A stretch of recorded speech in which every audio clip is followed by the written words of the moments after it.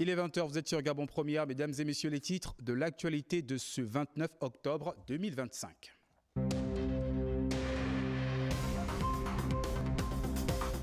Sauvagement agressé par ses camarades, l'affaire du jeune Warren, adolescent de 15 ans, fait couler beaucoup d'encre et de salive dans le pays. Notre rédaction en a consacré un dossier en début de journal. Le procureur général près la cour d'appel judiciaire de Libreville annonce l'ouverture du procès de Sylvie Aimé Valentin, épouse Bongo Ndimba, son fils Nourdine, ainsi que 10 autres co-accusés le 10 novembre prochain. Les détails dans cette édition. Journée mondiale de l'AVC à l'honneur ce soir, entre constats, témoignages et prise en charge. Focus sur une maladie où chaque minute peut handicaper une famille. Enfin, après la tempête, reprise des cours à l'Université des sciences et techniques de Massoukou.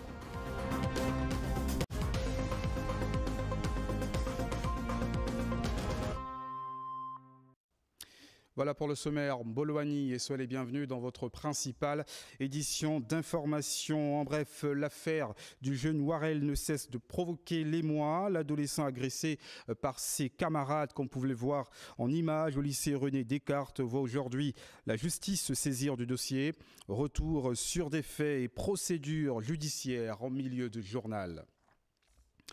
Mais avant, ouvrons cette principale édition d'information avec l'accident vasculaire cérébral qui touche désormais toutes les générations. Retard dans la prise en charge, méconnaissance des signes avant-coureurs, manque de prévention. Autant de défis à relever au Gabon. Plus de 3000 cas ont été recensés en 4 ans. À l'occasion donc de la journée mondiale des AVC, focus sur cette maladie avec Joyce Lorna Wangui et Gérald Difungi.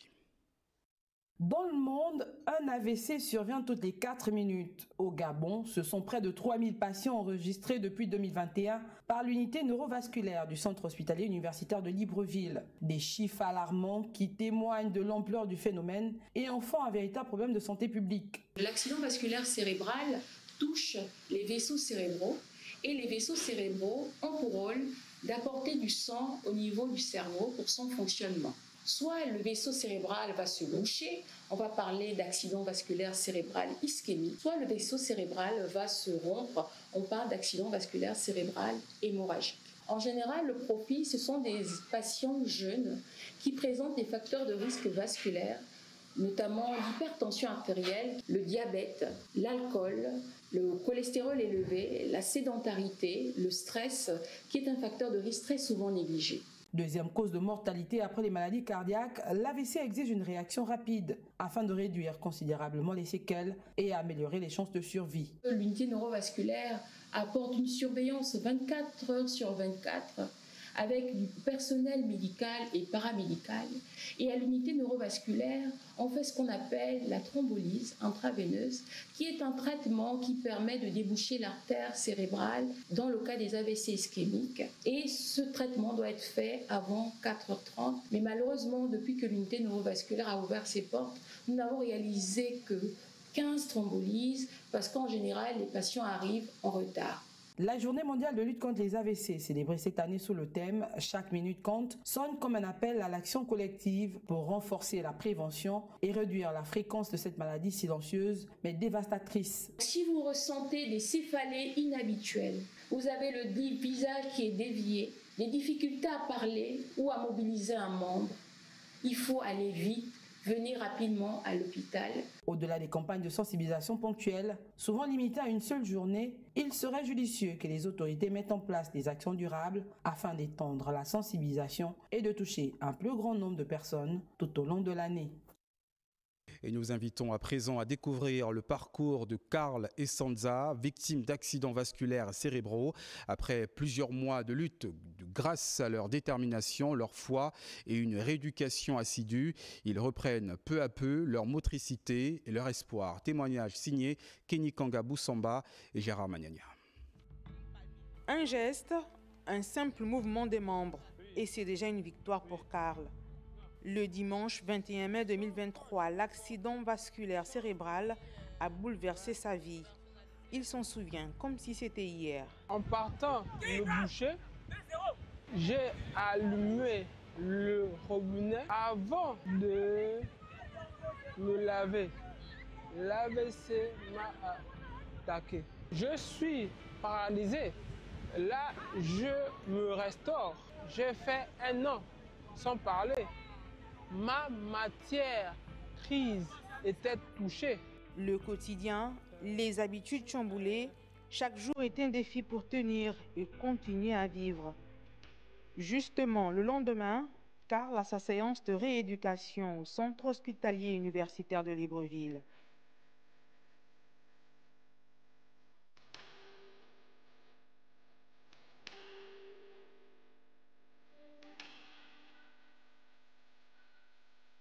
Des exercices qu'ils font 3 fois par semaine. Tout comme Karl, Sanza retrouve peu à peu sa motricité après plusieurs mois d'efforts et de suivi permanent. Derrière la fatigue, la fierté du renouveau. Quand je partais de Tchibanka, en fait, je n'avais pas espoir de vivre. Et quand j'étais en neurologie, au moins là-bas, je parlais déjà, tout allait bien, mais je ne pouvais pas faire le même mouvement. En fait, tout pour moi, il fallait mon fils avec la rééducation et la kinésithérapie. J'ai pu déjà faire mes mouvements. Le bras que je ne peux pas lever, je le fais. Il y a une nette amélioration. La rééducation, un pan essentiel à la reconstruction des victimes de l'AVC. Ici, l'accompagnement est bien encadré. La rééducation a pour objectif de rendre le patient plus ou moins autonome. Donc, c'est-à-dire qu'on va chercher à redonner au patient l'autonomie qu'il peut avoir pour lui permettre de participer à ses activités dans la société ou bien ses activités quotidiennes. Du vélo, des marches d'escalier, des obstacles, bref, du matériel qui contribue à sauver des vies et qui mérite d'être renforcé.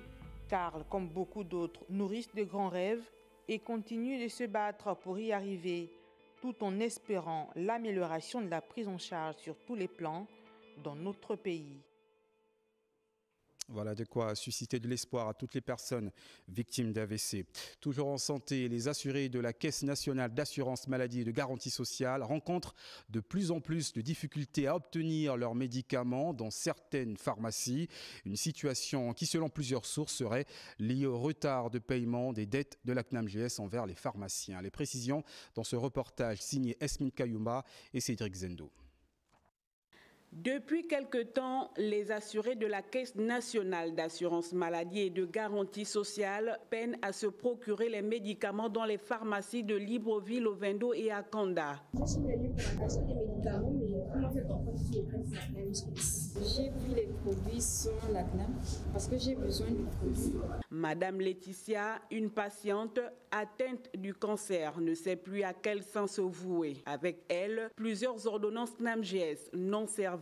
J'ai fait plus de 5 pharmacies. Je suis économiquement faible. Il y a une qui servait encore la pharmacie des orchidées. Ils m'ont juste servi des solutés, les glucosés. Ils m'ont donné la facture pro forma qui était de 400 000. Si certaines pharmacies servent encore les ordonnances CNAMGS, d'autres par contre ont complètement arrêté la prestation sociale. Que cette mesure prise d'arrêter de servir CNAMGS à la population n'a pas été prise de gaieté de cœur.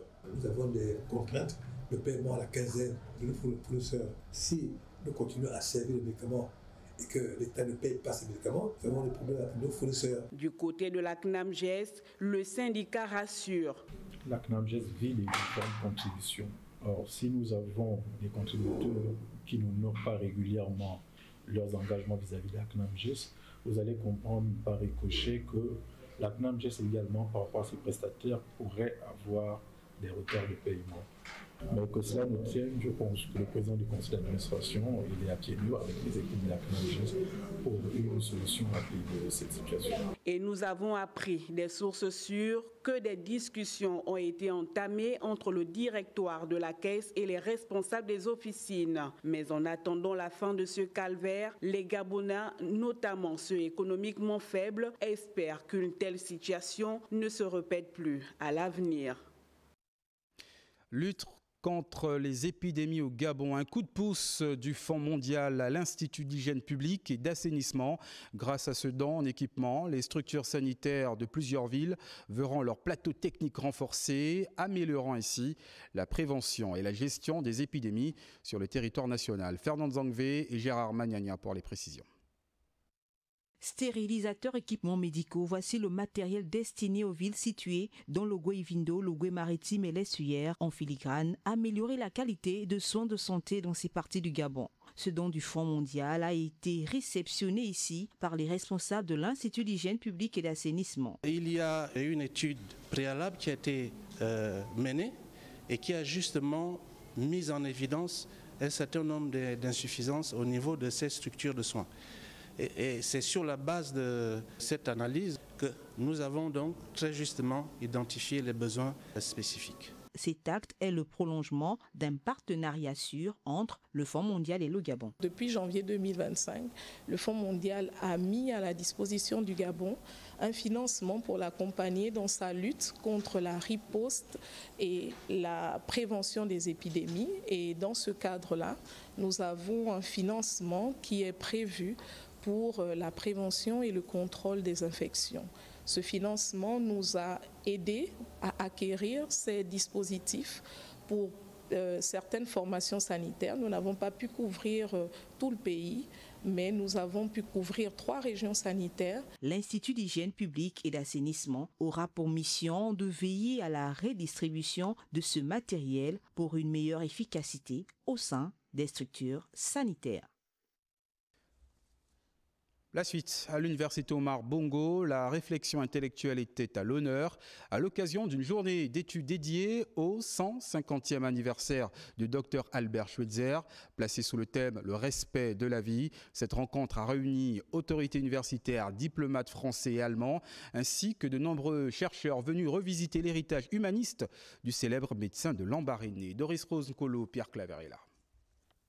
60 ans après sa disparition, l'esprit d'Albert Schweitzer continue d'inspirer. L'université Omar Bongo a consacré une journée d'études à ce médecin, pasteur, philosophe, dont l'œuvre reste liée à l'histoire du Gabon. Nous avons éprouvé le besoin avec l'UOB d'organiser ce colloque scientifique qui réunit des universitaires, les responsables de la Fondation Schweitzer. Nous avons le bonheur également d'accueillir et de bénéficier des souvenirs de ceux qui ont connu le docteur Schweitzer et qui sont encore parmi nous. Intitulé « Le docteur Albert Schweitzer, le respect de la vie », cette rencontre a réuni enseignants, chercheurs et étudiants autour de la pensée humaniste de celui qu'on surnommait le sage de Lambaréné. Si le Gabon est connu en Allemagne, c'est d'une grande partie aussi à cause de lui.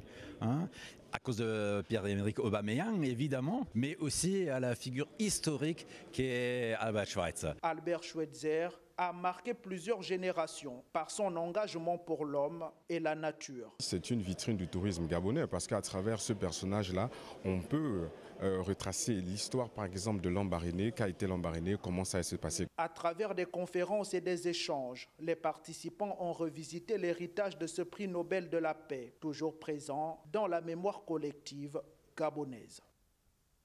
Actualité présidentielle à présent, c'est à Rome, berceau spirituel et diplomatique, que le chef de l'État Brice Clotaire Oligui Nguema a posé ses valises ce jour. Accompagné de la première dame, il entame une visite officielle qui le conduira au Vatican pour un entretien avec le pape Léon XIV, puis auprès du souverain de l'Ordre de Malte. Une visite placée sous le sceau de la foi, du dialogue et de la coopération internationale. Communication présidentielle. À l'aéroport international de Rome où il est accueilli, le chef de l'État entame un séjour officiel en compagnie de la première dame du Gabon. Au cœur de cette visite, une audience solennelle au Vatican où le couple présidentiel sera reçu par sa sainteté le pape Léon XIV. Un entretien avec le souverain pontife qui s'inscrit dans le cadre du renforcement de la coopération historique entre le Gabon et le Saint-Siège. Le chef de l'État et la première dame se rendront ensuite à l'ordre souverain de Malte. L'institution humanitaire millénaire est reconnue pour son action caritative dans le monde. Cette rencontre marquera un moment historique. C'est la première visite d'un chef d'État africain depuis la création de l'ordre. Le président de la République, à cette occasion, recevra le grand collier de l'Ordre de Malte, la plus haute distinction de l'institution, en reconnaissance de son leadership panafricain et de son engagement pour la paix et la solidarité à travers le monde. Ce déplacement commémore également 60 ans de relations bilatérales fructueuses entre le Gabon et l'Ordre souverain de Malte, marqué par une coopération exemplaire dans les domaines de la santé, de l'éducation et de l'action humanitaire. Le chef de l'État devrait également s'entretenir avec des acteurs économiques majeurs. Entre ouverture spirituelle, diplomatie d'influence et attractivité économique, à Rome, le président de la République réaffirme la place du Gabon sur la scène diplomatique internationale. Retour au Gabon sur le terrain ce mercredi. Le vice-président du gouvernement Alexandre Barrot-Chambrier, accompagné du ministre des Travaux publics et de l'Habitat, a supervisé les chantiers du camp de Gaulle et du rond-point Akemi-Diogoni afin de constater l'avancement des travaux et s'assurer de leur conformité aux objectifs gouvernementaux. On regarde. Constater l'état d'avancement des chantiers routiers dans la capitale gabonaise, tel est le sens de la visite du vice-président du gouvernement Alexandre Barrot-Chambrier. Première étape, le flyover du camp de Gaulle. Là-bas, 3 projets vont bientôt donner une autre configuration à la ville. Premier projet qui est le projet du pont Overfly sur lequel la voie express va passer et un grand carrefour giratoire de 108 mètres de diamètre de 4 voies qui va permettre de relier la voie de contournement nord à la voie express et qui va permettre de relier, d'avoir des antennes aussi de voies qui partent de Calicac jusqu'à ce carrefour giratoire et ensuite qui partent du pont de Guégué jusqu'à cette zone qui va être aménagée avec aussi une route qui va rejoindre le pont de Guégué au bas de Guégué vers Priemport. Des travaux avançant à un rythme soutenu comme l'a constaté le vice-président du gouvernement. Tout se déroule normalement. Ce sont de gros ouvrages qui doivent permettre d'embellir et de désenclaver, de faire en sorte que la circulation soit plus fluide dans cette zone. Et je crois qu'il y a quelques difficultés sur la quantité, la mobilisation des matériaux, sur la nécessité donc d'avoir une fourniture régulière de ces matériaux. Mais je trouve que les choses avancent bien. Autre lieu visité, le rond-point Akemi-Diogoni qui à terme va désenclaver 7 quartiers. À cela s'ajoutent les travaux d'aménagement des bassins versants.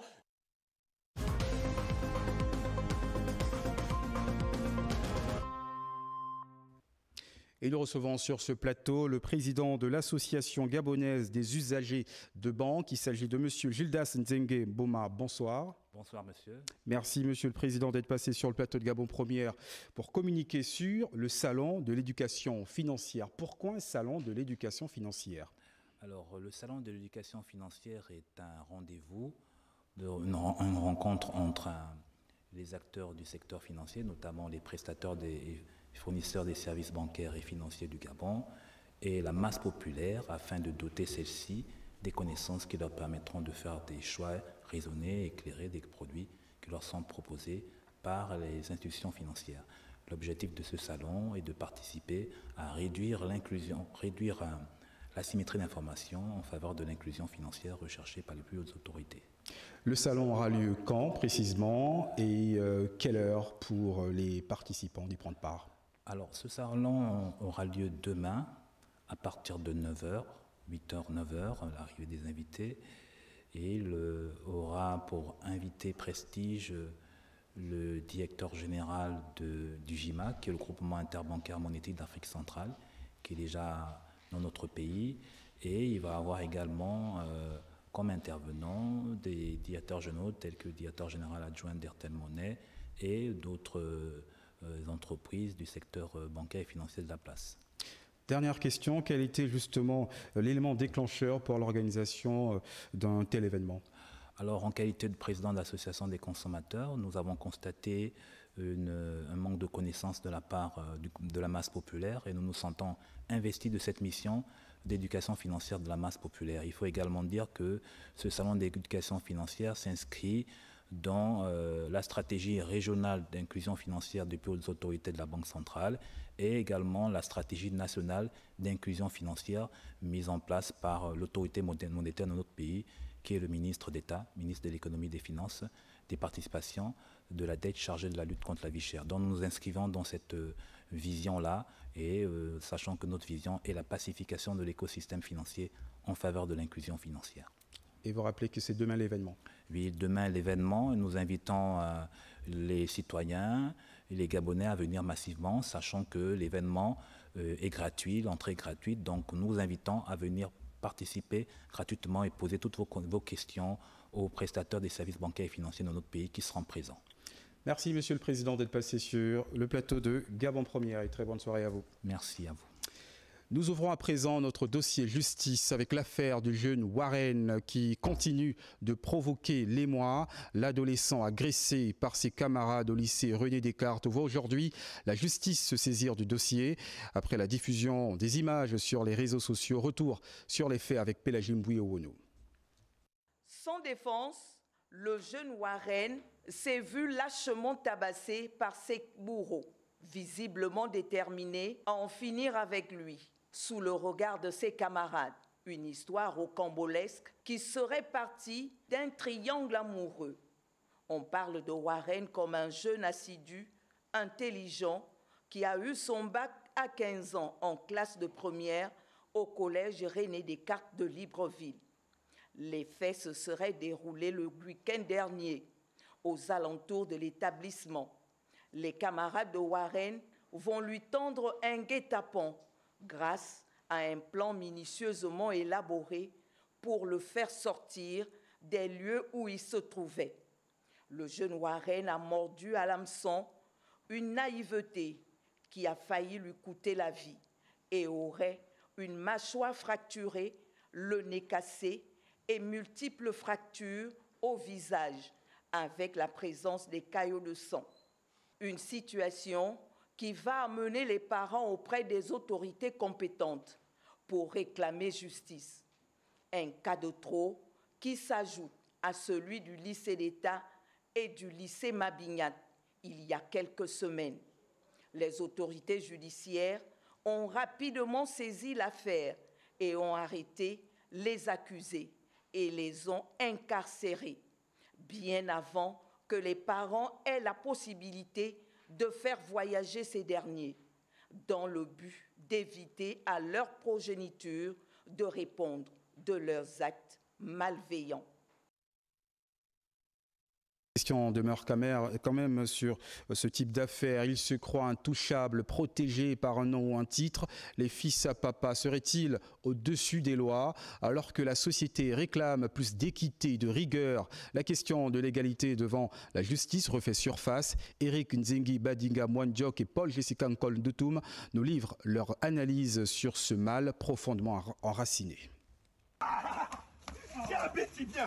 La réaction immédiate d'indignation et de colère suite aux violences physiques subies par le jeune Warren met en lumière la problématique des inégalités et des dérives liées à la hiérarchie sociale. En effet, le fait que certains enfants, en raison de la position sociale de leurs parents, se sentent au-dessus de loi et échappent à la justice est inacceptable. Cette impunité, perçue comme un privilège, ne peut être tolérée dans une société qui prône l'égalité devant la loi. La donne a changé. Cette immunité illusoire que confère le nom du parent ne paye plus. L'idée que certains enfants, par raison du statut de leurs parents, peuvent agir sans crainte de conséquences est non seulement fausse, mais dangereuse. Ce type de pensée engendre un sentiment d'arrogance qui peut mener à davantage de violence et d'injustice. Quand des individus se croient au-dessus de loi en raison de leur statut familial, cela contredit les valeurs d'équité et de respect mutuel que nous devrions enseigner dès le plus jeune âge. Nous vivons dans un état de droit où chacun doit répondre de ses actes. La loi doit s'appliquer de manière égale à tous, sans favoritisme. Permettre une impunité sur le statut social risque de conduire à un cycle de vengeance et de chaos, plutôt qu'à une véritable justice. Quel impact sur les réseaux sociaux par rapport à ce type d'image? Sheila Mebale et Juste Ndjana ont tendu leur micro à un sociologue. On regarde. Sur les réseaux sociaux, La course au buzz n'a plus de limite. De plus en plus de vidéos choquantes montrant des accidents mortels, des agressions ou des défis dangereux circulent et génèrent des millions de vues. Une dérive inquiétante où la frontière entre information, spectacle et voyeurisme semble s'effacer. Les réseaux sociaux ont également créé des nouveaux métiers qu'on appelle les influenceurs. Et vous comprendrez que chacun des individus qui, armés d'un téléphone, susceptible bien entendu d'enregistrer tout ce qui se dit et tout ce qui se fait, se prennent maintenant pour relayer des informations qui méritent un traitement beaucoup plus ordonné. Pour certains, partager ce genre de contenu, c'est faire le buzz ou créer l'événement ou encore augmenter ses vues. Mais derrière les écrans, ce sont souvent des drames bien réels et des vies brisées. Il est tout à fait anormal que vous assistez à un accident où il y a parfois mort d'homme. Au lieu de vous préoccuper donc de venir au secours, mais ce qui vous intéresse, c'est de filmer la scène macabre et ensuite de la transférer. Pourquoi ces images violentes attirent-elles autant l'attention et comment expliquer que la mort devienne parfois un simple contenu de divertissement? C'est la banalisation de tous les faits sociaux. Ça relève également du civisme. La société a tellement érodé un certain nombre de pans socioculturels que le civisme doit revenir tel que nous l'avons connu dans les années 60-70. Cette recherche de visibilité pousse parfois certains jeunes à mettre en scène leurs propres exploits sans mesurer les conséquences derrière ces contenus. Une quête d'adrénaline faisant fi des conséquences. Dans les enquêtes que nous menons, il se donne à voir que c'est parfois les parents qui ont un niveau d'instruction qui sont à l'origine parfois d'un certain nombre de dérives. Malgré les campagnes de sensibilisation, le phénomène persiste, car chaque clic, chaque partage entretient la mécanique du sensationnel. La violence en milieu scolaire. Je pense que nous n'avons pas suffisamment fait ce qu'il faut pour éradiquer ce phénomène. La violence scolaire en milieu scolaire était exclusivement masculine. Ce n'est plus un phénomène exclusivement masculin, mais les violences actuelles, parfois beaucoup plus brutales, relèvent maintenant des jeunes filles. C'est un phénomène qui devient ce que les sociologues appellent un phénomène social total. Promouvoir la violence ou la mort comme un simple contenu viral, c'est oublier qu'au-delà de l'écran, il y a des vies. La responsabilité, elle, est collective. Un clic de moins, un signalement, c'est parfois un drame évité. Rappelons que la loi condamne aujourd'hui les auteurs de ces violences et de ces partages. Et signalons tout de même que les auteurs de cet acte ignoble ont été déférés. Détail avec Guy Frendon-Biang, image Gabo 24. Il a fallu moins de temps qu'on ne le pensait pour que les auteurs de l'agression de Warren, devenue virale dans les réseaux sociaux, soient pris entre les mailles de la justice. Cette scène d'une rare violence qui heurte et révolte l'opinion ne pouvait laisser le parquet indifférent. Les autorités judiciaires compétentes en la matière ont auditionné les présumés auteurs de cette violence qui laissent sans voix avant de décider de les mettre sous mandat de dépôt. L'affaire Warren démontre à suffisance que nul n'est au-dessus de la loi. S'ils sont reconnus coupables des faits qui leur sont reprochés, ils seront sanctionnés conformément aux dispositions de l'article 230 nouveau du Code pénal qui stipule, je cite, « Quiconque volontairement porte des coups, commis toute autre violence ou voie de fait sur une personne ayant entraîné des blessures ou une altération de sa santé physique ou mentale est puni d'un emprisonnement de 5 ans au plus et d'une amende de 1 million de francs CFA au plus. » Fin de citation. Par ailleurs, le procureur général près la cour d'appel judiciaire de Libreville a annoncé au cours d'une conférence de presse tenue ce mercredi au palais de justice l'ouverture du procès de l'ancienne première dame Sylvie Aimé Valentin, épouse Bongo, de son fils Nourdine Valentin Bongo ainsi que 10 autres co-accusés. Cette audience se tiendra dans le cadre d'une session criminelle spéciale qui s'ouvrira le 10 novembre prochain. Cabret Guilain-Lemami, Évariste Ndoutoumou. Le procureur général près la cour d'appel, le docteur Eddy Minong, face à la presse nationale et internationale. Un face-à-face qui se tient en prélude à la session criminelle spéciale qui aura lieu au palais de justice et où 12 affaires seront en examen. Au cours de ces assises, plusieurs affaires liées à la délinquance économique et financière et au grand trafic seront examinés. Parmi les 12 affaires en examen, dès le 10 novembre prochain, 2 retiennent l'attention, celle notamment du ministère public contre Aimé Sylvie Marie-Valentin épouse Bongo et de Noureddine Bongo Valentin.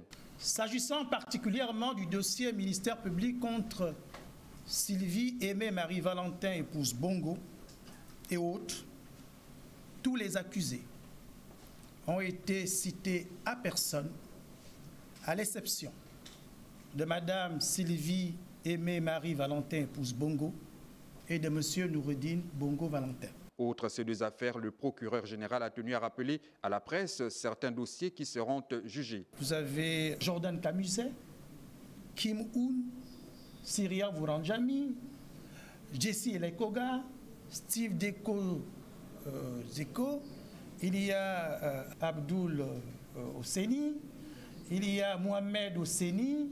Par contre, les anciens ministres Massassa, ils font l'objet d'une autre procédure. Soulignons cependant que les audiences seront ouvertes au public. Voilà, restons avec Gabriel Guilan-Lemami pour une autre affaire. Oui, une nouvelle page dans l'affaire des biens mal acquis. La justice française vient de confirmer la confiscation d'un patrimoine évalué à 70 millions d'euros. Une décision lourde de sens qui met un terme, du moins provisoire, à des années de bataille judiciaire. Ne ratez pas Ali Bongo, délogé du luxe français. Le 24 septembre 2025, la Cour de cassation française a définitivement rejeté les recours d'Ali Bongo. Ali Bongo Ondimba, délogé du luxe français. C'est ce qui ressort de la justice française qui vient de trancher sur cette affaire. 3 arrêts mettent un terme à la bataille judiciaire engagée par l'ancien président gabonais, Ali Bongo Ondimba. Ce dernier contestait la saisie de plusieurs propriétés familiales situées à Paris et à Nice, confisqués dans le cadre de l'enquête sur les biens mal acquis. Ce verdict irrévocable consacre la validité des saisies opérées par la justice française et illustre la fermeté de sa politique anticorruption. Ce revers judiciaire marque la fin des recours possibles et confirme la validité des saisies opérées par la justice française. Ces biens, estimés à plusieurs millions d'euros, comprennent notamment un hôtel particulier, une villa sur la Côte d'Azur. L'enquête ouverte en France depuis plusieurs années porte sur un patrimoine à environ 70 millions d'euros. Sur le plan juridique, les options d'Ali Bongo Ondimba apparaissent désormais quasi inexistantes. Seules 2 voies restent théoriquement ouvertes. Une demande exceptionnelle de révision du jugement en cas de découverte de preuves nouvelles ou une saisine de la Cour européenne des droits de l'homme pour contester une éventuelle violation de ses droits fondamentaux. Voilà qui boucle notre dossier judiciaire. La ministre de la Mer, de la Pêche et de l'Économie bleue, Laurence Dong, a procédé hier mardi à Omboué, dans la province de l'Ogooué-Maritime, à l'inauguration du centre d'appui à la pêche artisanale. On regarde ce reportage avec nos correspondants. 3 discours ont ponctué cette cérémonie d'inauguration du centre d'appui à la pêche artisanale d'Omboué par Laurence Dong, ministre de la Pêche. D'abord, celui du délégué spécial de la localité qui a rendu hommage au chef de l'État pour la réalisation de cet outil de développement local. La réalisation de cette œuvre traduit l'intérêt porté à la population par les plus hautes autorités. Entamé puis interrompu pour être repris en août 2023 sous l'impulsion de Brice Clotaire Oligingima, alors président du CTRI, le projet CAPAO, modèle de coopération fructueuse et de développement durable, est une promesse réalisée.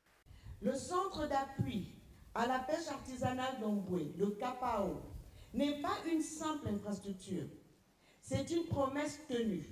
Une promesse faite aux pêcheurs, aux mareyeuses, aux jeunes et aux familles qui vivent de la mer et pour la mer. Fils de la contrée, par ailleurs ministre des Affaires étrangères, Régis Onangandiaï a invité les bénéficiaires à faire bon usage de cet acquis. Il faut en prendre soin comme à la prunelle de nos yeux, parce que c'est un outil de développement pour la province. Il faut le nettoyer, il faut veiller sur les machines, il faut veiller sur le bâtiment et il faut y marquer un certain attachement, comme si c'était notre maison. Après la phase protocolaire, la visite du site puis dévoilage des plaques inaugurales, la délégation a ensuite assisté au premier débarquement du CAPAO.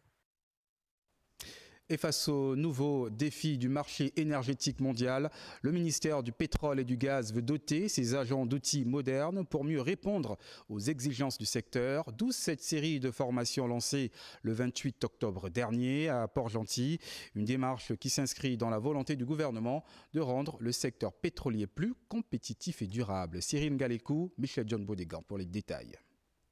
C'est pour donner un sens concret à la vision des plus hautes autorités du pays pour optimiser la production et attirer les investissements dans le secteur pétrolier que sous la houlette du ministre en charge de ce département ministériel, Sosten Ngema, que cette formation est initiée à l'endroit des agents dont le domaine de compétence réside dans les techniques pétrolières. Et l'Institut du pétrole et du gaz de Port-Gentil n'a pas été un choix hasardeux pour donner cette formation par les autorités de ce département ministériel. Nous sommes arrivés ici sur Port-Gentil pour lancer les sessions de formation pour l'année 2025. Vous savez, cet institut formait des étudiants, mais pour des formations certifiantes.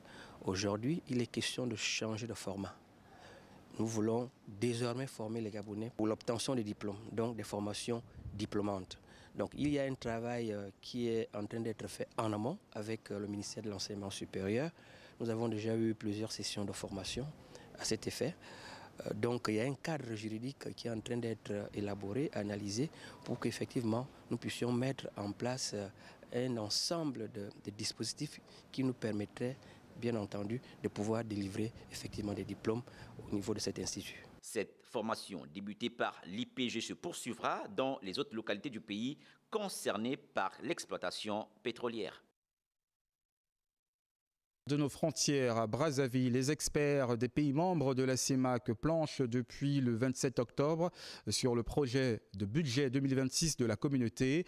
Réunis dans le cadre du comité inter-État, ils passent en revue les priorités économiques et financières communes pour assurer une meilleure stabilité macroéconomique dans la sous-région. Reportage Daniel Bouka, Bertin Osaga et Paul Jessica Nkolndoutoum.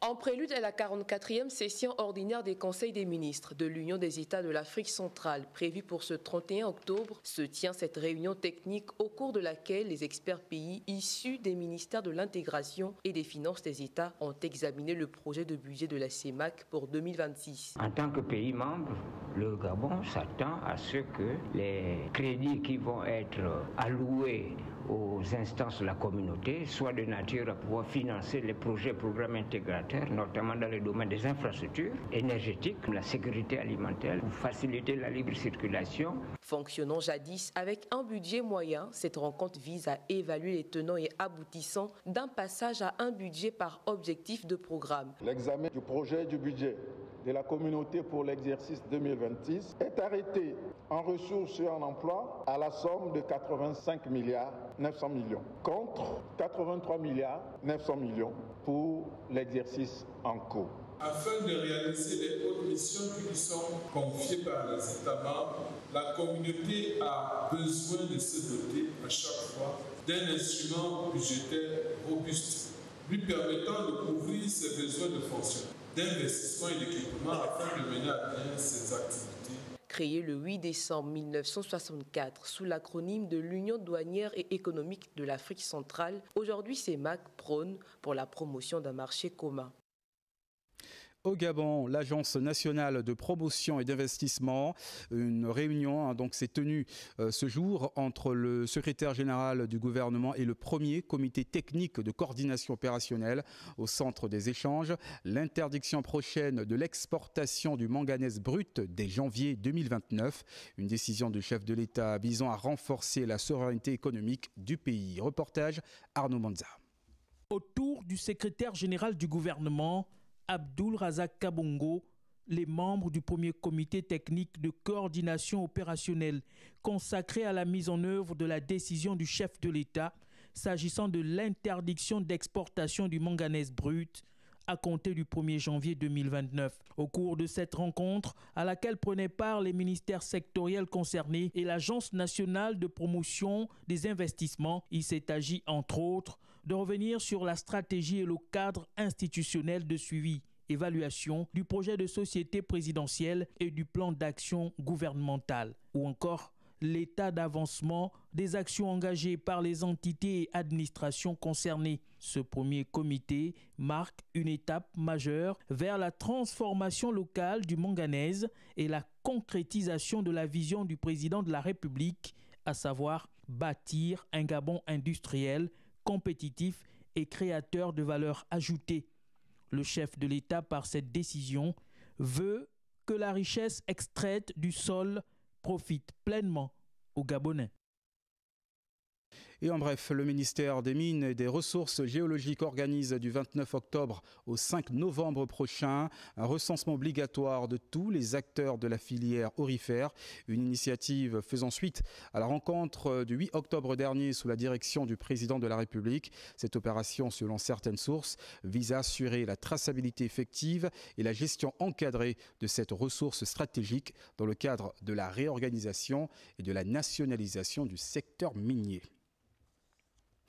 Caravane de sensibilisation sur l'égalité des chances. 5e étape donc de cette caravane sur la mise en place du label établissement ami du handicap dans la province du Haut-Ogooué. Le ministère des Affaires sociales et de l'inclusion a justement donné le coup d'envoi de cette opération devant les autorités administratives locales et les responsables associatifs avec un objectif clair: promouvoir une école plus inclusive et accessible à tous les enfants, quelles que soient leurs différences. Guy Machupa Songwetaba et Mejuel Adjaï. À la tête de la caravane de sensibilisation sur la mise en place du label établissement ami du handicap, étape du Haut-Ogooué, la ministre des Affaires sociales et de l'inclusion a commencé par le rappel des missions de la Direction générale de l'égalité des chances. Promouvoir l'égalité des chances constitue un véritable défi pour le développement économique, social et humain. Ce défi fait partie des priorités des plus hautes autorités de la République qui traduit manifestement sa volonté d'embarquer tous les citoyens gabonais de toutes conditions sociales et de toute origine ethnique dans le train qui nous emmène vers la félicité. À Franceville, les responsables des services administratifs, les dirigeants d'entreprises et autres mouvements associatifs ainsi que les représentants des peuples autochtones étaient présents. À l'unisson, ils ont salué la mise en place du concept de l'égalité des chances. Ce que Madame la ministre est en train de faire va permettre de pouvoir couvrir des pans entiers qui n'étaient pas pris en charge. Le Gabon a besoin de tous ces enfants avec leurs différents handicaps, mais il faudrait qu'on leur donne la possibilité de se booster. Dans le Haut-Ogooué, la caravane de sensibilisation sur la mise en place du label établissement ami du handicap pour l'égalité des chances et l'équité est à sa 5e étape à travers le pays. Dans le Grand Libreville, la protection des données personnelles s'étend désormais à tous les secteurs d'activité, y compris les plus inattendus. Ce matin, une délégation de l'autorité pour la protection des données personnelles et de la vie privée a effectué une descente de terrain, notamment dans 2 maisons de pompes funèbres et au sein d'une structure de Faubert Gabon. On en parle avec Cabret, Guilain-les-Mamies et Gérard Magnania. L'autorité pour la protection des données personnelles et de la vie privée intensifie ses contrôles sur le terrain. Les commissaires membres de cette institution ont visité 2 maisons de pompes funèbres, d'abord Gabocep, puis SAF et enfin le magasin Faubert Gabon. Nous avons contrôlé Gabocep, SAF et l'établissement Faubert. Ce sont des responsables de traitement qui collectent et traitent des données personnelles. Donc nous sommes venus voir si le font dans un cadre purement légal, c'est-à-dire s'ils respectent les obligations légales. Durant ces inspections, les commissaires ont examiné les documents liés à la gestion des données personnelles, questionné les responsables sur l'usage des images enregistrées par caméra et rappelé les droits des citoyens, notamment celui d'accéder à leurs propres images. Je voudrais également profiter de cette occasion pour sensibiliser les opérateurs économiques afin de se rapprocher de l'autorité de la protection des données à caractère personnel, afin de faire les déclarations de leur traitement et d'obtenir des rudiments qui leur permettront de gérer les données personnelles qu'ils collectent au quotidien. Il faut noter que cette descente de terrain n'a pas été effective à Faubert Gabon due à l'absence des responsables de cette entreprise commerciale. Optimiser la performance du secteur du numérique, c'est tout le sens de la rencontre initiée ce mercredi par le ministre de l'économie numérique. Devant ses collaborateurs et les responsables des structures sous tutelle, le membre du gouvernement a prôné l'auto-évaluation comme outil de pilotage et d'efficacité administrative. Compte rendu, bienvenue Nelkem et les Gestan Manika. Le ministère de l'économie numérique, de la digitalisation et de l'innovation s'évalue pour mieux avancer. Autour de Marc-Alexandre Doumba, l'administration centrale et les entités sous tutelle pour faire le point sur les performances du département. 6 points à l'ordre du jour, parmi lesquels la lecture et adoption du projet de compte rendu et la réflexion sur le schéma directeur. Désormais, une fois par mois, et ça a été pris par arrêté, tous les directeurs généraux de toutes les entités sous tutelle se retrouvent, présidés par le ministre de l'économie numérique que je suis, pour pouvoir faire le point sur toutes nos actions afin de porter notre part du PIB de 5% à 10% à horizon de 2030, tel que le projet de société le prévoit, celui du président de la République. On note des avancées significatives dans ce département ministériel. On a donc favorisé la signature d'un accord de mutualisation des infrastructures de téléphonie entre Airtel et Move. Nous avons fait passer une ordonnance sur la digitalisation pour mettre en place un cadre qui permet déjà d'introduire l'obligation pour les administrations publiques de se digitaliser et surtout les aspects de cohérence, d'accord ? Préférence de passation des marchés aux opérateurs économiques nationaux. Peut-on dire aujourd'hui que le ministère de l'économie numérique au Gabon se porte bien? Oui, je dirais que l'économie numérique se porte bien au Gabon. Nous posons les fondamentaux pour que 2026 soit une année d'accélération de la digitalisation. Cette séance de travail d'auto-évaluation s'inscrit dans une dynamique de performance au service du développement du pays. À Kulamoto, dans la province de Logwelolo, les éleveurs de poulets participent à un séminaire de sensibilisation organisé par le gouvernement. Objectif, mieux comprendre les attentes en matière d'élevage et se préparer à une formation pour un avenir plus performant dans ce secteur. Reportage avec notre bureau sur place. Les exploitants agricoles spécialisés dans l'élevage de la chair de poule ont été sensibilisés au cours d'une rencontre organisée par une mission du ministère de l'Agriculture. Laquelle mission s'articulait autour d'eux. Nous sommes ici dans le cadre de l'enquête de suivi de la filière avicole au Gabon. C'est une enquête menée par le ministère de l'Agriculture, de l'Élevage et du Développement rural, en collaboration avec le ministère de la Planification et de la Prospective. Nous sommes dans la première phase de notre enquête. Il s'agit de la sensibilisation ainsi que les autorités locales pour annoncer qu'il y aura une enquête sur le suivi de la filière avicole.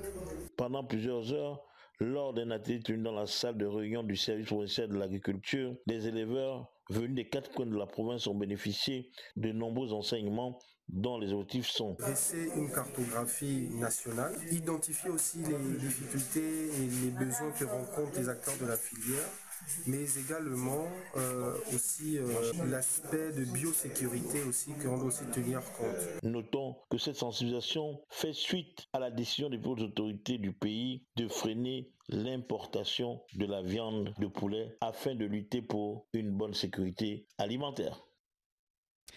Et dans la province du Haut-Ogooué, après des semaines de grève à l'USTM, c'est la reprise des cours et on en parle avec nos correspondants.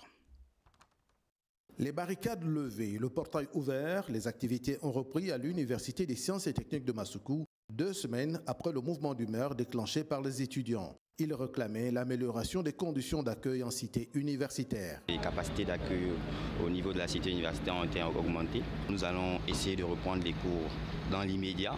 Et pour la suite, on espère que des améliorations puissent être trouvées pour toutes les difficultés que les étudiants ont posées. En plus de l'hébergement, l'infrastructure pédagogique, de même que la question de la dette des heures supplémentaires des enseignants, ont connu de significatives avancées au terme des discussions tenues plus de 72 heures durant par le ministre de l'Enseignement supérieur. Outre les étudiants, Simplice Désiré Mamboula a également échangé avec le syndicat enseignant et le personnel Atos. Grâce à la mansuétude de M. le Président de la République, chef de l'État, ils ont reçu 600 lits superposés, donc une capacité de 1200. On est allé visiter certaines structures à réhabiliter et d'autres que l'État devrait réquisitionner pour améliorer les structures pédagogiques. Les enseignants ont été rencontrés et ils ont bien compris la nécessité de reprendre les cours.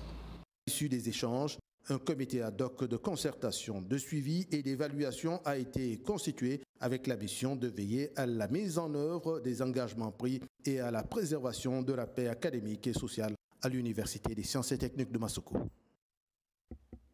Retour dans l'estuaire, former, perfectionner, renforcer les compétences, tel était l'objectif du stage de recyclage organisé à l'École nationale de gendarmerie d'Ovando. Après plusieurs semaines d'efforts soutenus, 14 officiers ont reçu leur attestation au cours d'une cérémonie présidée par le commandant second de la gendarmerie nationale. C'est par les honneurs militaires rendus au commandant second, représentant le commandant-chef de la gendarmerie nationale, que s'est ouverte la cérémonie marquant la fin du stage de recyclage des officiers de la gendarmerie au camp Toulekima d'Ovando. D'une durée de 45 jours, cette formation avait pour objectif principal de renforcer les compétences de ces officiers. La tactique du nouveau chef de section, pour ne citer que celle-là, détache véritablement l'officier issu du rang du sous-officier. Attestation de fin de stage en main. Les 14 promus ont exprimé leur volonté de mettre à profit les connaissances acquises pour contribuer activement au maintien de la sécurité et à la protection des citoyens. Chers stagiaires, votre accession à cette catégorie supérieure vous engage désormais pleinement à être des modèles pour vos subordonnés, à être des conseillers pour les supérieurs et des garants de l'image de la gendarmerie nationale. Empreinte à la fois de solennité et d'émotion, la cérémonie s'est clôturée par une photo de famille, symbole de cohésion et de fraternité entre les frères d'armes. Petit délestage sur le plateau de Gabon Première, mais la lumière est revenue à la normale. Poursuivre la dynamique gouvernementale en faveur des plus fragiles. La ministre de la Femme, de la Famille et de la Protection de l'Enfance, Élodie Diane Fouefou, épouse Sanjo, a échangé avec l'inspecteur général des services du ministère de l'Intérieur, représentant le ministre empêché. Objectif, réfléchir à la mise en place d'un dispositif d'assistance judiciaire et sociale pour les populations vulnérables. Claude Sage-Boussougou Matumba, Tito Mohamed. Les discussions du jour ont permis de renforcer la collaboration entre les deux départements en vue d'une meilleure prise en charge des femmes victimes de violences, des orphelins, des personnes âgées et des familles en difficulté. Ce dispositif est mis en place pour la prise en charge des violences basées sur le genre. Et tout cela ne pourra se faire qu'avec la collaboration de toutes les parties concernées par ces violences-là.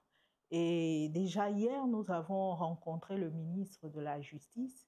Aujourd'hui, nous sommes avec les collaborateurs du ministre de l'Intérieur. Cette rencontre s'inscrit dans la dynamique engagée par le gouvernement pour harmoniser les actions de protection et d'accompagnement des citoyens les plus fragiles. Nous avons entamé des échanges sur plusieurs stratégies qui seront mises en place, qui viennent déjà appuyer tout ce qui a déjà été fait en amont en matière de prise en charge des violences basées sur le genre. Et ensemble, nous allons élaborer des nouvelles stratégies, pourquoi pas, pour que cette prise en charge-là soit véritablement objective et qu'elle tienne et qu'elle réponde aux préoccupations de nos concitoyens. D'autres échanges du même type sont annoncés dans les prochains jours avec les ministères de la Défense, de la Santé et plusieurs autres départements sectoriels afin de consolider la synergie gouvernementale autour de cette cause sociale prioritaire.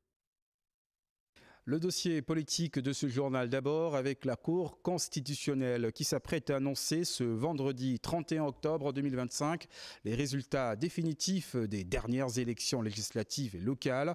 Cette proclamation intervient après la clôture mardi après-midi des audiences de contentieux électoraux présidées par le président de la haute juridiction Doris Rose Nkulu Tsameyogo et Keshan Tsam Kusu Okanoa. Vous lever pour observer une minute de silence.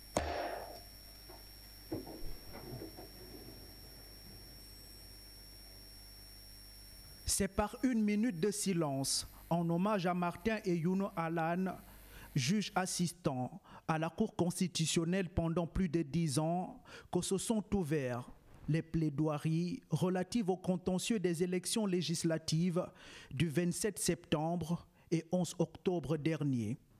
Présidé par Dieudonné Abaono, président de la haute juridiction, cette audience permet à chaque candidat ayant introduit un recours assisté de son avocat de défendre son dossier. Des audiences publiques pour garantir transparence, équité et permettre à tous d'être fixés sur les réquisitions. Après avoir vu son élection annulée et reprogrammée pour plus tard par le ministre de l'Intérieur, alors que selon lui, rien ne permettait une telle annulation, M. Léon-Paul Ngoulakia a saisi la Cour constitutionnelle aux fins d'annulation de la décision du ministre de l'Intérieur. Au cours de l'audience, l'avocat de Léon-Paul Ngoulakia a rappelé au juge constitutionnel que le ministre de l'Intérieur n'avait pas le pouvoir d'annuler une élection. Seule la Cour constitutionnelle, au regard des dispositions constitutionnelles et législatives, pouvait le faire. En agissant comme il a fait, le ministre a manifestement violé la loi. Il revient donc à la Cour à relever l'avocat de Léon-Paul Ngoulakia de corriger la faute du ministre et de maintenir les résultats donnés par la commission départementale, a-t-il conclu. Reste maintenant à savoir si la Cour suivra la prétention de l'avocat du requérant. La Cour constitutionnelle rendra son verdict le 31 octobre prochain. Et dans ce contexte politique marqué par la préparation également des sénatoriales, le président du Parti national pour le travail et le progrès, Jean-Rémy Yama, s'est exprimé ce matin à Libreville. Il a abordé plusieurs sujets sensibles, dont le climat politique et l'arrestation du journaliste Harold Leka. Reportage Jean de Dieu Gops Ngombi et Cédric Zendo. Face aux journalistes, Jean-Rémy Yama, président du Parti national du travail et pour le progrès, a annoncé sa candidature pour les élections sénatoriales à venir. Je suis candidat aux élections sénatoriales au département de Mulundu. Les élections sénatoriales ne sont pas des élections des partis politiques. Cette élection a eu lieu. C'est ce qui a donné à chaque parti politique des conseillers. Nous sommes des conseillers maintenant départementaux. Il y a 27 conseillers départementaux qui sont des conseillers libres. Et ce qui veut dire que chaque conseiller a sa chance. S'agissant de l'actualité au Gabon, Jean-Rémy Yama plaide pour la libération provisoire de notre confrère Harold Leka. Je plaide pour sa liberté provisoire. Pour qu'il soit en liberté provisoire, pour qu'il puisse jouir de la présomption d'innocence et attendre la tenue du procès, et c'est les juges qui diront s'il est coupable ou pas. Lors des élections locales, le Parti national du travail et pour le progrès a obtenu 3 conseillers départementaux sur 27 dans le département de Mulundu à Lassoville. L'actualité hors de nos frontières avec Janice Ondong-Nguema qui met un coup de projecteur ce soir sur la présidentielle au Bénin, également l'affaire de dette au Sénégal avant bien sûr le séjour du président américain en Corée du Sud. La Cour constitutionnelle du Bénin écarte de la présidentielle d'avril 2026 la candidature des démocrates, le principal parti d'opposition, dirigé par l'ancien président Thomas Boniyayi. L'avocat béninois maître Renaud Abokdjo, candidat désigné du parti, se voit ainsi disqualifié de la course à la présidence de la République. En cause, l'insuffisance des parrainages valides. La Cour constitutionnelle béninoise vient donc de jouer là bis repetita au détriment des démocrates comme en 2021. Au Sénégal, l'Assemblée nationale a déclaré irrecevable le projet de résolution accusant l'ancien président Macky Sall de haute trahison, entre autres du fait de sa mauvaise gestion des finances publiques du Sénégal. En effet, le rapport de la Cour des comptes a révélé une dette cachée de 7 milliards de dollars laissée par l'administration sous la présidence de Macky Sall et confirmée par le Fonds monétaire international. Le projet de résolution introduit par le député PASTEF Guy-Marius Sagna n'a pas été examiné sur le fond. Il a donc été rejeté pour violation du règlement intérieur de l'hémicycle. À bord d'Air Force One, en provenance de Tokyo, le président Donald Trump est arrivé ce mercredi 29 octobre en Corée du Sud, où se tient le sommet de la coopération économique pour l'Asie-Pacifique APEC, rassemblant ainsi 21 pays de la région. Séoul souhaite, à l'instar de Tokyo, des assurances de son allié américain pour sa défense face à la menace de la Corée du Nord. C'est la troisième étape de la tournée asiatique de Trump, après la Malaisie, où s'est tenu le sommet de l'Association des Nations d'Asie du Sud-Est, ASEAN. La visite jeudi 30 octobre 2025 est la quatrième étape et la boucle de ce périple. Et retrouvons à présent Cabrel Guilain-Lemami pour la traditionnelle revue de presse. Bonsoir Cabrel. Bonsoir à tous. Votre revue de presse est consacrée sur l'affaire Alain Simplice Bungweres, conseiller du président de la République en charge du département de travaux publics, placé sous mandat de dépôt à la prison centrale de Libreville. Comment la presse interprète-t-elle cette affaire? Abordant le premier article, celui du quotidien national L'Union, lequel évoque l'ancien conseiller spécial du président de la République qui serait inculpé pour des faits de corruption passive et de concussion sur décision d'un juge d'instruction. Abordant le deuxième article avec GabonActu.com qui souligne qu'il serait soupçonné de malversation financière et d'intimidation dans l'exercice de ses fonctions. Le journal en ligne précise en outre qu'il était visé par une enquête ouverte la semaine dernière par le parquet de Libreville portant sur des soupçons de détournement de fonds publics et d'abus d'autorité.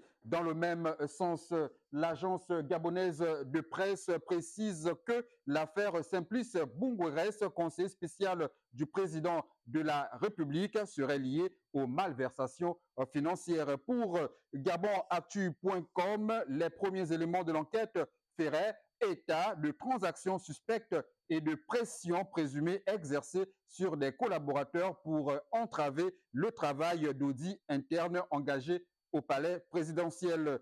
Gabon Review cite une certaine opinion qui rapporte en effet que ces dernières semaines, le conseiller spécial du président de la République placé à la tête du département des travaux publics et des infrastructures avait multiplié les auditions à la direction générale des recherches. Selon GabonActu.com, il est donc important de noter que l'arrestation, la première de cette ampleur depuis le lancement des enquêtes financières annoncées par les autorités, illustre la volonté affichée du pouvoir de lutter contre la corruption, y compris dans les cercles proches du chef de l'État, Brice Clotaire Oligui Nguema. Le signal est fort à propos adressé à l'opinion et à la classe politique. Merci à vous, Cabrel Guilain-Lemami, pour ces précisions. Juste après votre monture titrée Octobre Rose, escale à Libreville, à Kondaï, dans la province du Haut-Togoué. Bien le bonsoir à tous nos téléspectateurs du canton Bissok, c'est dans le Grand Nord. À 2 jours de la clôture de l'édition 2025 d'Octobre Rose, le centre d'accueil pour enfants en difficulté sociale d'Angondje a marqué l'événement à travers une série d'activités au sein de ces installations situées au nord de Libreville. Personnel et pensionnaires, notamment les jeunes filles du centre, ont pris part à une séance de fitness suivie d'une campagne de sensibilisation. La participation des mineurs s'inscrit dans le respect de l'article 17 du Code de l'enfant en République gabonaise qui promeut l'accès à l'information en matière de santé. Pour l'occasion, la direction générale du CAPEDES a sollicité l'expertise du médecin colonel Arnaud Boris Koumba, directeur général de l'Institut cancérologique d'Angondje. Ce dernier a expliqué avec pédagogie les signes avant-coureurs des cancers féminins ainsi que les mesures préventives au grand intérêt des participantes. Nous avons au sein de notre centre un personnel féminin, nous avons également des pensionnaires qui sont en âge d'adolescence et il était nécessaire pour nous de leur apporter cette information sur l'existence des cancers parce que pour certains de nos pensionnaires, ils sont méconnaissants, sinon elles sont méconnaissantes de l'existence de cette pathologie qui fait des ravages aujourd'hui. Le CAPEDES se lève pour donner l'information à travers les spécialistes de l'Institut Cancérologie d'Akanda qui sont venus nous édifier sur les manifestations et le dépistage précoce. Satisfaite de l'engagement collectif, la direction du centre annonce déjà son implication dans la prochaine édition tout en poursuivant sa mission principale, l'encadrement et la protection des enfants en situation de vulnérabilité. Initiative de la direction provinciale des sports du Haut-Ogooué, en collaboration avec le centre hospitalier universitaire Amissa Bongo de Franceville, la randonnée rose dans la cité minière a rassemblé les femmes de Franceville et de Mwanda. Une activité marquée par l'organisation en premier de la séance de fitness, suivie de l'exposé sur les cancers féminins. Important de rappeler à tous que le cancer du col, aussi bien que le cancer du sein, c'est l'affaire de tous. Ce n'est pas seulement exclusivement réservé aux femmes. Elle nous a montré comment palper le sein, comment savoir les symptômes du sein. L'ascension du Mont Bodinga a constitué la dernière phase de la randonnée rose, un exercice apprécié de l'ensemble des participants. C'est des moments qu'on n'a pas souvent pour habitude d'avoir. Nous les dames, on est souvent contraintes entre les occupations familiales, professionnelles, mais là c'est vraiment un bon moment. Et c'est pour une cause également qui est noble, à savoir les cancers féminins. Fitness, monter de la colline, c'est pas facile, mais ça fait du bien au corps, pour ceux qui ne boivent pas de l'alcool. La randonnée rose. À Mwanda, les hommes ont accompagné les femmes. C'est un combat pour lequel nous, les hommes, on est derrière, on les pousse, on les soutient à fond pour cette lutte. Et nous faisons cet effort en solidarité à toutes les femmes. Voilà ce que nous sommes venus faire ici aujourd'hui. L'opération a été organisée en appui aux actions de bien-être portées par la première dame du Gabon. Alors que le mois d'octobre tire à sa fin, plus que privé, intensifie la sensibilisation au cancer public et privé, intensifie la sensibilisation au cancer féminin, en mettant l'accent sur l'information, la prévention et la promotion du dépistage. C'est le cas des mentonnes de la sécurité pénitentiaire qui ont tenu à apporter leur soutien à l'engagement de la première dame Zita Oligui Nguema dans la lutte de cette maladie. Je me suis fait dépister et je demande à mes sœurs d'aller se faire dépister pour ne pas être surpris par la maladie. C'est très important. Au programme de cette journée, une marche d'environ 3 km dont le coup d'envoi a été donné au point dit de départ, avec pour point d'achoppement l'esplanade de la prison centrale, communément appelée Maison Rose, où les femmes ont eu droit à une séance de fitness. On a procédé à une marche de 3 km. Nous sommes revenus au camp, on a fait le fitness. Ça s'est très bien passé. Il est à noter que les activités organisées ce jour viennent en complément à celles récemment menées avec l'appui du centre hospitalier régional de Mouila. Il s'agit de la sensibilisation et le dépistage au cancer du sein et du col de l'utérus.